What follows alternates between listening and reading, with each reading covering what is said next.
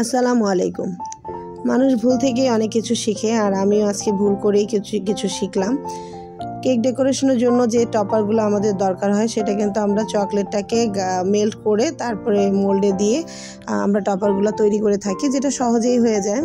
তো আমিও তাই করেছি, চকলেটটাকে মেল্ট করে আমি এভাবে টপার তৈরি করে নিয়েছি। এখন আমার কিছু চকলেটের যে মেল্ট করা সেটা রয়ে গেছে, তো আমি ভাবলাম যে সেটাতে লিকুইড দুধ অ্যাড করে আমি এটাকে গার্নাশ করে ফেলি।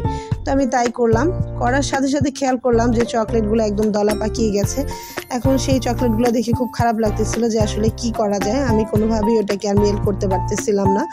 পরে চিন্তা করলাম যে এটা রেখে দিয়ে আমি পরে এটা দিয়ে কাজ করব, দেখি কি করা যায়, না হলে তো বাচ্চারা খেয়ে ফেলবে।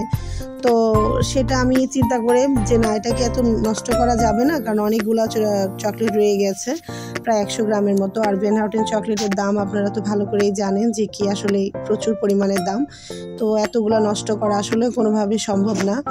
তো আমি যেটা করলাম যে পরবর্তীতে যে একটু নিয়ে হাতে একটু নিলাম, নিয়ে ভালো করে এটাকে মেল্ট ডলে আমি একটা মোল্ডের মধ্যে দিয়ে ফ্রিজে রেখে দিলাম, যে দেখি এটা জমে কিনা। যদি নরম হয় তাহলে এটা দিয়ে কাজ করা যাবে না, আর যদি শক্ত হয়ে যায় তাহলে তো অবশ্যই এইভাবেও আমরা কাজ করতে পারি, তাহলে আমাদের চকলেটটা ওয়েস্ট হবে না। তো আমি দেখলাম যে না, আলহামদুলিল্লাহ খুব সুন্দরভাবে জমে গেছে এবং খুবই শক্ত হয়ে গেছে, একদম নর্মাল আমরা যেভাবে চকলেটটাকে মেল্ট করি ঠিক ওই রকমই হয়েছে।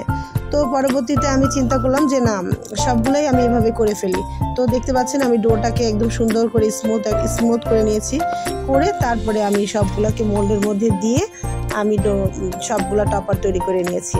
তো আলহামদুলিল্লাহ, আশা করি আপনাদেরও এরকম যদি হয় তাহলে ফেলে দিবেন না বা নষ্ট করবেন না। আমরা এতগুলো চকলেট আসলে একসাথে বাচ্চাদেরকে খেতে দেই না, তো খেতে দেওয়াটাও আসলে জানি না কেমন হবে। তো সেই ক্ষেত্রে আমরা কিন্তু এটাকে কাজে লাগাতে পারি। এটা আমাদের ওইভাবে ওয়েস্ট না করে আমরা কিন্তু কাজে লাগাতে পারি। আমি খেয়ে দেখেছি, এটার টেস্ট কিন্তু কোনোভাবেই নষ্ট না, কারণ এটা কিন্তু চকলেটটা আমাদের একদম ভালো চকলেটটাই ছিল, জাস্ট আমাদের কোনো একটা ভুলের কারণে জমাট বেঁধে গেছে। তো সেটাকে আমি করে দেখলাম, সেম টেস্ট সব কিছুই সেম ছিল এবং খুবই ঝরঝরা, এবং শব্দটা আপনারা লাস্টে আমি শব্দটা স্ক্রিপ্ট করিনি, তো আপনারা শব্দটা শুনলে বুঝতে পারবেন। তো আশা করি আপনাদেরও সবার উপকার হবে আমার মতো এরকম। আর কখনো চকলেট এভাবে জমাট বেঁধে গেলে ফেলে দিবেন না, বা অন্য কোনো কাজে লাগাবেন না, টপারই তৈরি করে ফেলতে পারবেন।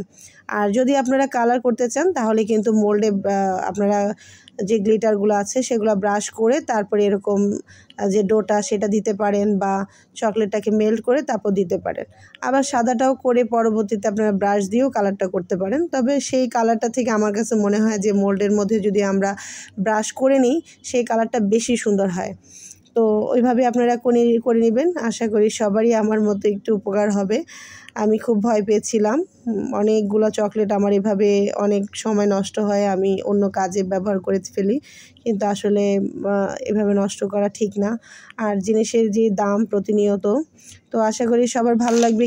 কে এভাবে আপনারা তৈরি করেন সেটা আমাকে কমেন্ট বক্সে জানাবেন যে আপনারাও এভাবে তৈরি করেন কিনা। ভালো থাকবেন। আল্লাহ হাফেজ। আসসালামু আলাইকুম।